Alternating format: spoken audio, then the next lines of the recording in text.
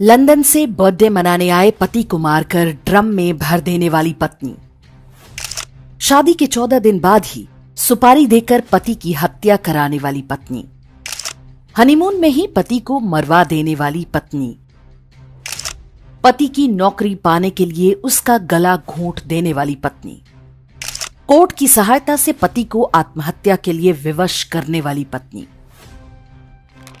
भारतीय समाज में ऐसी घटनाएं अचानक इतनी बढ़ कैसे गईं? ऐसा नहीं है कि ये अपराध पहली बार हो रहे हैं, पहले भी ऐसा होता था, लेकिन अब तक ये अपवाद था। आज ये घर घर की कहानी है। ध्यान से देखें तो पति या प्रेमी की हत्या करने वाली इन महिलाओं के चेहरों पर आपको कोई अपराध बोध या पछतावा नहीं दिखेगा। केवल ये दुख होता है कि वे पकड़ ली गईं, या जैसा उन्होंने सोचा था वैसा नहीं हो पाया। अपराध के इस मनोविज्ञान के पीछे बदलावों का वो क्रम है जो बीते कुछ वर्षों से समाज में बहुत योजना के साथ लागू किए जा रहे थे। सबसे बड़े और महत्वपूर्ण बदलाव न्यायालयों के माध्यम से किए गए। इनमें सबसे प्रमुख है अवैध संबंध बनाने को कानूनी अनुमति मिलना।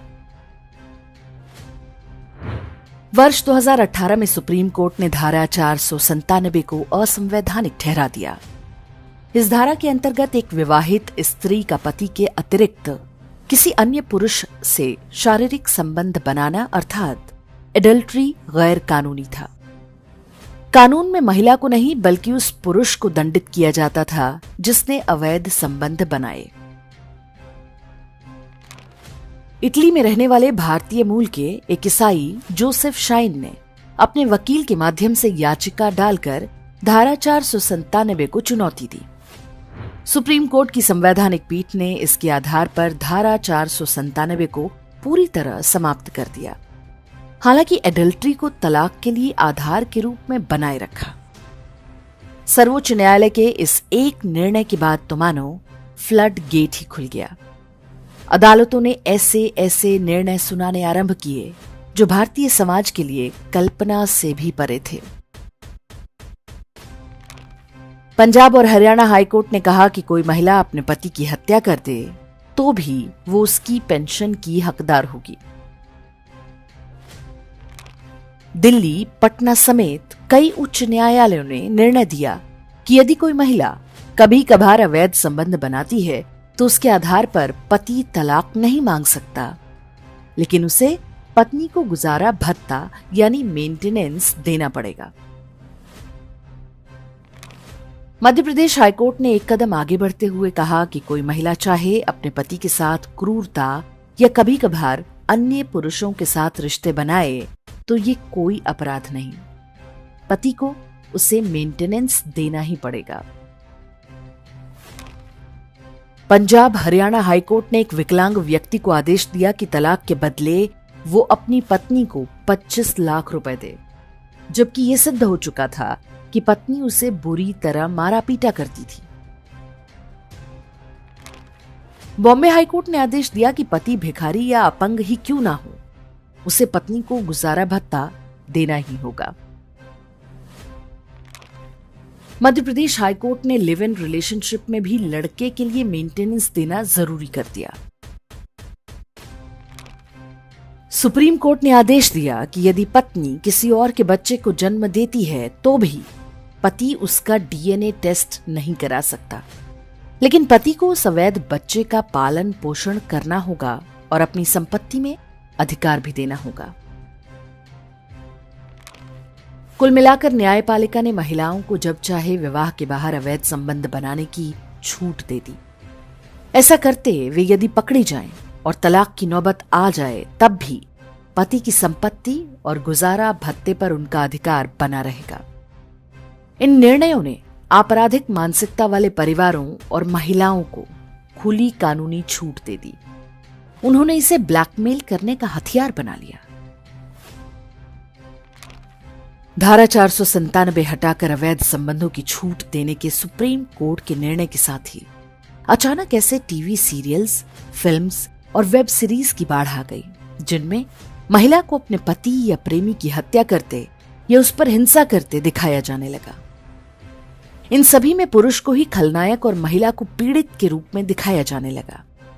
कुल मिलाकर कहानी ये कि यदि महिला अवैध संबंध बनाए, पति की पिटाई करे या उसकी हत्या कर दे, ये सारे काम वे मजबूर होकर करती हैं।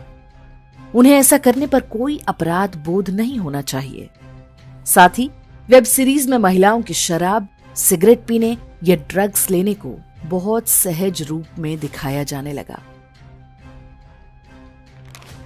शराब, फिल्मों और कानून के इस कॉकटेल ने मात्र 5 से 10 वर्ष में भारतीय समाज और विशेष रूप से महिलाओं को बुरी तरह से चपेट में ले लिया। मात्र कुछ दशक पहले तक मां किसी परिवार में नैतिकता और संस्कारों की धुरी हुआ करती थी। उसी समाज में आज महिलाओं द्वारा अपने ही बच्चे की हत्या करने या अपने ही दोस्तों से उसका यौन शोषण कराने जैसे समाचार हर कुछ दिन पर आ रहे हैं। भारतीय समाज और स्त्रियों का ये पतन संयोग मात्र नहीं है। भारत कमजोर हो, इसके लिए भारतीय परिवार व्यवस्था को तोड़ना आवश्यक था। यह काम बिना महिलाओं को भ्रष्ट, चरित्रहीन और नशेड़ी बनाए संभव नहीं था। हार्वर्ड जैसे अमेरिकी विश्वविद्यालयों से पढ़कर आए जजों ने इसे बहुत कुशलता के साथ लागू किया। फिल्मों और मीडिया ने इस आग में घी डालने का काम किया। जिस सरकार पर जनता के प्रतिनिधि के रूप में इस हमले को रोकने का उत्तरदायित्व था, वो मूक दर्शक बनकर तमाशा देखती रही। महिलाओं द्वारा पतियों की हत्या को स्त्री बनाम पुरुष समझने की भूल न करें। जो महिलाएं ये अपराध कर रही हैं, वे खुद ही उस संस्थागत ब्रेन वॉश का शिकार हैं जो कानून और फिल्मों की सहायता से किया गया है। ऐसी महिलाएं अपना और अपने परिवार का जीवन तो नर्क बना ही रही हैं, हमारी और आपकी बेटियों का भविष्य भी अंधकार में ढकेल रही हैं। इसलिए आवश्यक है कि हम जो कुछ हो रहा है उसे चटखारे लेकर देखते ही ना रहें। जो जज, अधिकारी, राजनेता और फिल्म वाले इस षड्यंत्र में शामिल हैं, उनके चेहरों को पहचानें। इन विषयों पर हमने इंडेक्स पर कई वीडियो बनाए हैं। इनके लिंक हमने YouTube के डिस्क्रिप्शन में दे दिए हैं। यदि आप इन्हें देखेंगे तो पूरी समस्या को सही संदर्भ में समझने में आसानी होगी। मीडिया आज जिन चेहरों को खलनायक बनाकर दिखा रहा है, उन्हें वास्तव में उसी ने पैदा किया है। फिल्मों ने उन्हें अपराध के लिए उकसाया है और नेताओं और न्यायपालिका ने कानूनी हथियार देकर अपराधी बनाया है। ऐसी महिलाओं का शिकार जो पुरुष बन रहे हैं, वे किसी जंगल के जानवर या कुर्बानी के बकरे नहीं हैं। ये भी हमारे आपके जैसी महिलाओं के बेटे या भाई ही हैं। ऐसे में हम और आप क्या कर सकते हैं? फेमिनिज्म की आड़ में न्यायपालिका के आदेशों का खुलकर विरोध करें, उनके विरोध में बोलें और लिखें। अवैध संबंध या अडल्ट्री की छूट देने वाले सुप्रीम कोर्ट के निर्णय पर पुनर्विचार की मांग करें। महिला सुरक्षा की आड़ में बनाए गए 498A और घरेलू हिंसा कानूनों को जेंडर न्यूट्रल बनाने की मांग करें। फिल्मों, सीरियल्स और वेब सीरीज के माध्यम से परिवार तोड़ने और नशाखोरी को बढ़ावा देने वाले कंटेंट पर रोक की मांग करें। स्कूली पाठ्यक्रम में नैतिक शिक्षा और सदाचार को दोबारा जोड़ा जाए। अपने समाज और परिवार को हम ऐसे जजों, नेताओं और अधिकारियों के भरोसे नहीं छोड़ सकते जिनकी निष्ठा भारत से अधिक अमेरिकी संस्थानों में है। हमें उनके विरुद्ध बोलना ही होगा। आज यदि हम चुप हैं तो एक दिन ये आग हम सभी को अपनी चपेट में ले लेगी।